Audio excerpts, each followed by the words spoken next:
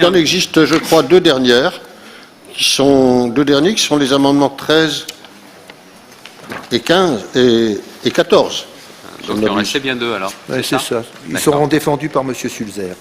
Si vous me permettez, Monsieur le Président, je vais les défendre simultanément. Ce sont des amendements d'élémentaire déontologie.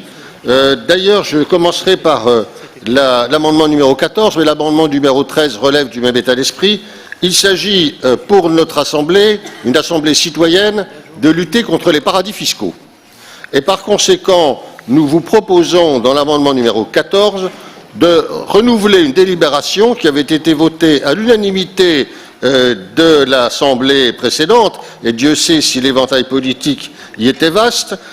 Cet amendement voulait que nous passions ou que nous revenions vers l'Assemblée plénière, que le Président ne retrouve pas sa délégation, en quelque sorte, qu'il revienne devant nous pour, lorsqu'il s'agit de contracter un emprunt, de gérer un emprunt, de contracter une ligne de trésorerie avec une banque ayant un établissement ou une succursale dans un paradis fiscal, ce qu'on appelle une juridiction non coopérative, ou ce qu'on appelle plus communément un État voyou. Cette liste est indiquée très clairement dans l'amendement, c'est la liste Moscovici des 30 États voyous établis par la Commission européenne après consultation du Parlement européen. Je pense que sur cet amendement d'élémentaire déontologie, vous n'aurez aucune peine à donner un avis favorable. En ce qui concerne l'amendement numéro 13, il ressort, là encore, du même impératif de moralité. Vous savez que la région dépense force deniers publics, hormis les appels d'offres européens qui sont d'ailleurs éliminés de l'amendement. La région dépense beaucoup d'argent public pour faire de la publicité sur ces marchés publics pour ouvrir la concurrence.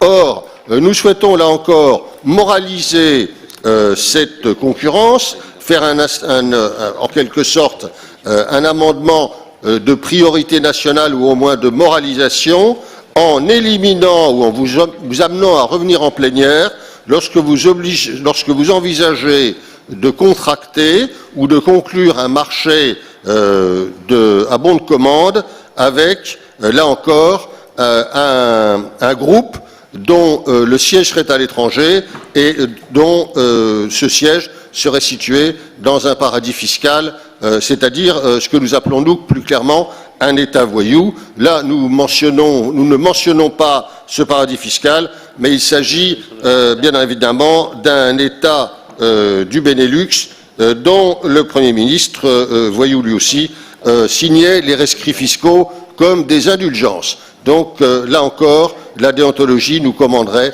de ne pas publier d'avis, d'appel d'offres dans ce type de publication. Pas d'autre intervention de votre groupe, Monsieur Emery, sur cette question?